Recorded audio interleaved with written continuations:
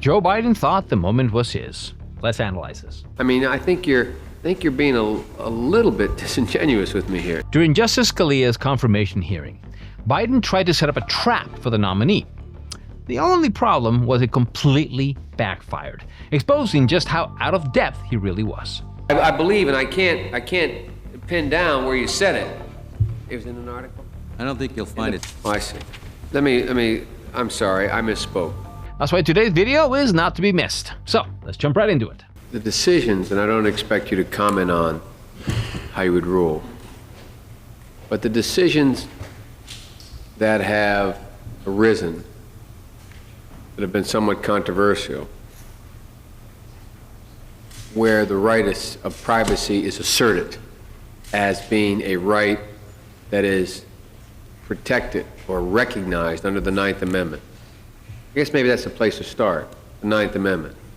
You believe that the Ninth Amendment, in fact, implicit in the Ninth Amendment, is a recognition of a right called the right of privacy. I think that's in effect asking me to rule on cases. I can say the Supreme Court has held that there is such a thing as a right of privacy. They haven't tied it to the Ninth Amendment. As far as I know, there's no Supreme Court holding that rests any right exclusively on the Ninth Amendment. Now, here's the part Biden never said out loud.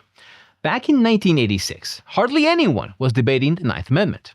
The real fight was over something much bigger: how much power the Supreme Court had to recognize rights that aren't specifically written into the Constitution. That mattered because the court had already used a broader right to privacy in cases involving contraception and abortion. So Biden's opening question sounded harmless enough. Do Americans have rights beyond the ones explicitly listed? Of course, Scalia wasn't going to deny the Ninth Amendment exists, but once he agreed to that premise, Biden wanted to steer the conversation towards privacy as an established legal right, and eventually work his way to Roe v. Wade without ever having to bring up abortion directly. Do you believe that there is such a thing as a constitutional right to privacy?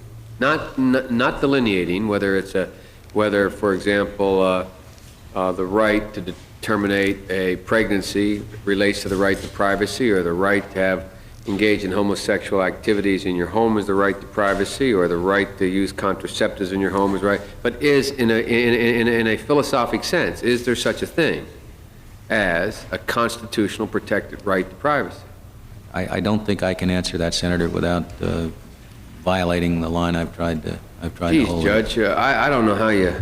I can tell you that's what certainly a number of Supreme Court opinions now say. I do not want to be put in the position of having I'm sorry, I believe in a right of privacy because I told the committee in connection with its considering my nomination that I believe in it. Well, the fact you believe in a right to privacy doesn't mean that a case before you, in fact, rises to the level of being guaranteed that right.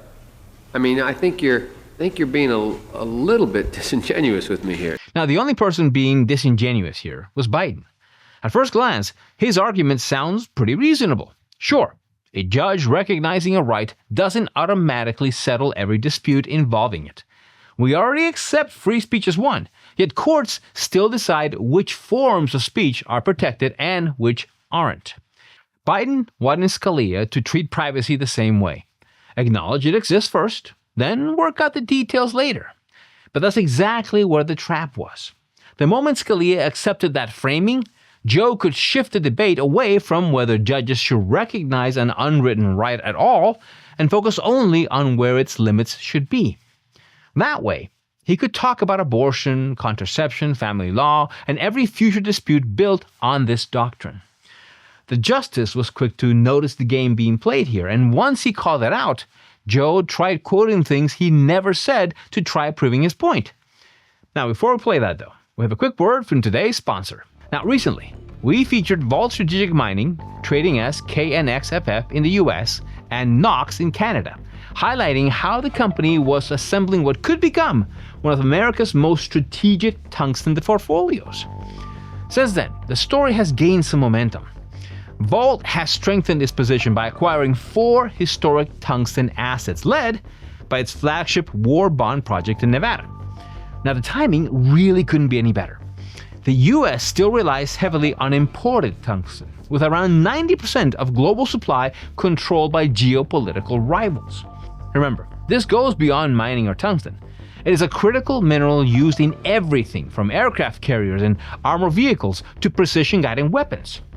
That's why Washington has made securing domestic critical minerals a national priority, with billions of dollars being directed towards domestic production. BALT is positioning itself where policy and growing demand intersect. So, if you want to learn more about them, check the link in the description. Hey, special thanks to Vault Strategic Mining for making today's video possible. Senator, I beg to differ. There has been scholarly criticism of the whole notion of right to privacy. Well, I agree. And it's not at all inconceivable that that criticism will be reflected in a brief before the Supreme Court. And well, that very well may be, but it doesn't. In other words, if the right to privacy exists, if you believe the right to privacy exists, and I believe you have stated in what was that in the CNN case? Or was that in an article? Excuse me one moment. I believe, and I can't pin down where you said it. It was in an article. I don't think you'll find in the Panhandle article. Did you say that that the right to privacy is one of the deepest and most profoundly held beliefs in our society? I don't recall having said that, Senator. Oh, I see. Let me. I'm sorry, I misspoke. What was being referred to was your answer to me earlier, saying that in order to meet your test, it has to be one of the deepest and most profoundly held views in society. Now, it's kind of funny watching Biden try to smile himself out of the hole he just dug. Scalia completely turned the tables here. Simply put, all Joe did was blend a bunch of different ideas as if they meant the same thing. Rights people believe they have, moral rights, rights covered by the Ninth Amendment, and constitutional rights that federal judges can actually enforce. Now, legally speaking, these are entirely different things, but every time Scalia asked where that supposed right actually began and ended, Biden circled back to saying if it existed because he wanted a broad concession he could use later. By that point, the justice was growing tired of these shenanigans and didn't hesitate to call him out for it.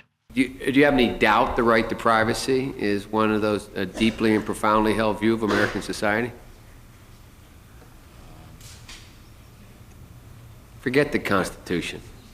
Let's just talk politics, you and me. It's very hard to answer.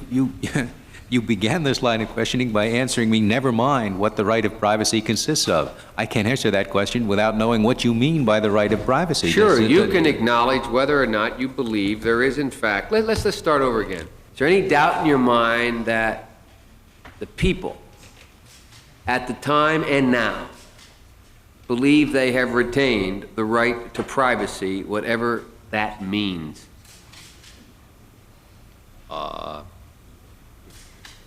No, I think there's no doubt in my mind of that. Okay. Secondly, if in fact that, well, I don't have to go any further actually,